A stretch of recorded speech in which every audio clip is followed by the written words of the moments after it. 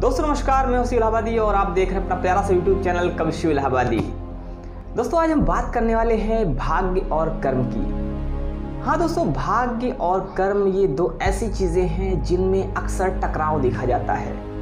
एक अंतर्द्वंद हमारे मन में होता है, हम अक्सर सोचते हैं, अक्सर विचार करते हैं और अक्सर इस ऊहापोह में रहते हैं कि आखिर सच क्या है।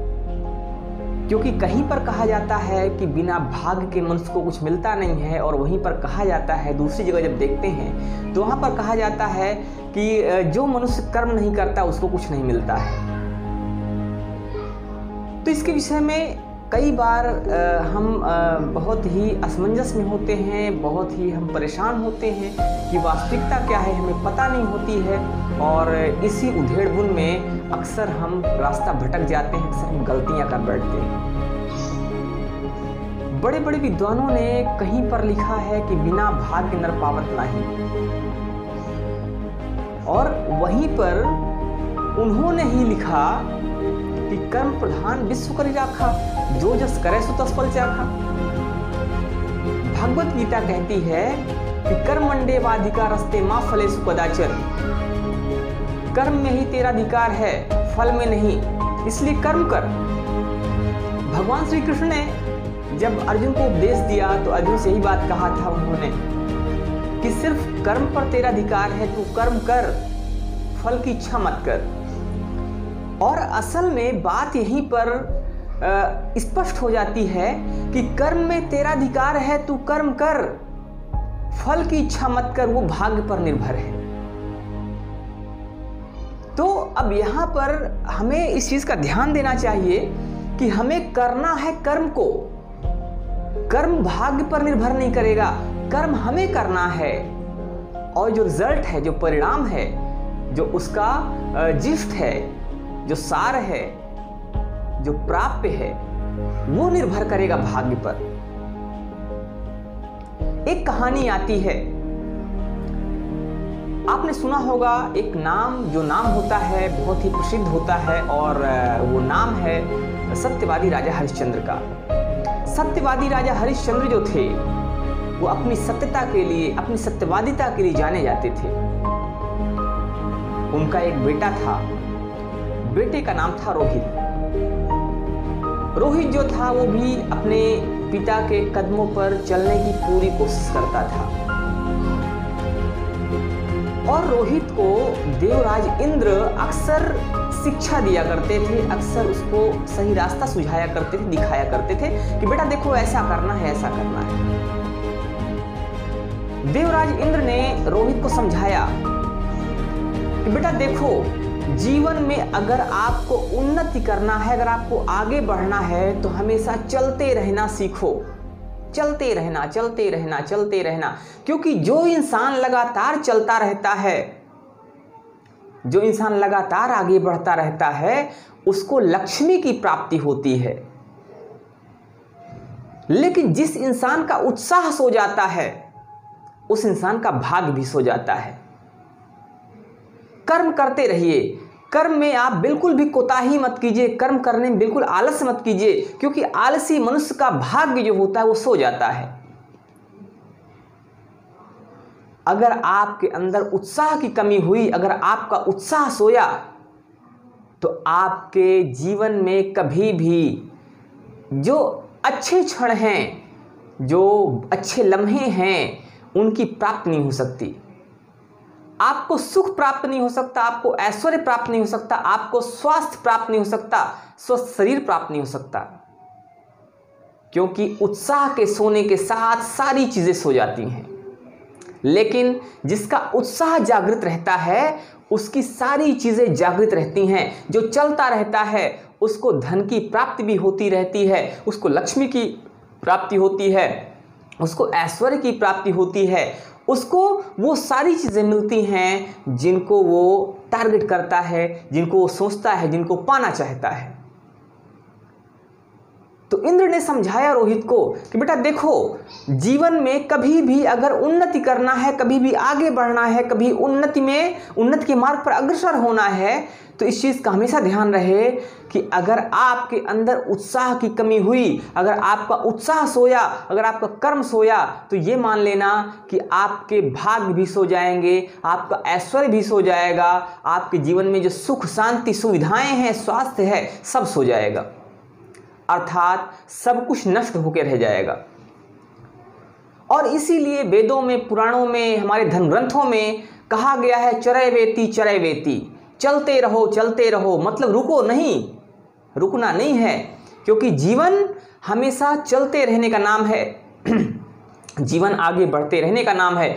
आप ब्रह्मांड की कोई भी चीज़ को देखिए, कोई भी एक चीज़ ऐसी नहीं होगी जो रुकी हुई हो। कोई भी चीज़ आप उठा लीजिए, कोई भी चीज़, पहाड़ बढ़ते हैं, गति कर रहे हैं।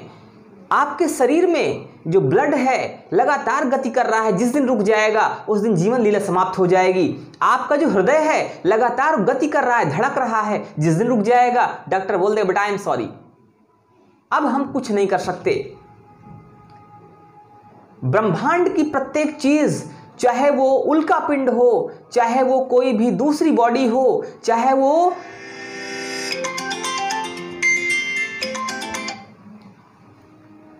ब्रह्मांड की प्रत्येक चीज, चाहे वो उल्का पिंड हो, चाहे कोई भी ग्रह हो, चाहे नक्षत्र हो, चाहे तारा हो, कुछ भी चीज हो, प्रत्येक चीज, ब्रह्मांड की प्रत्येक चीज गतिमान है।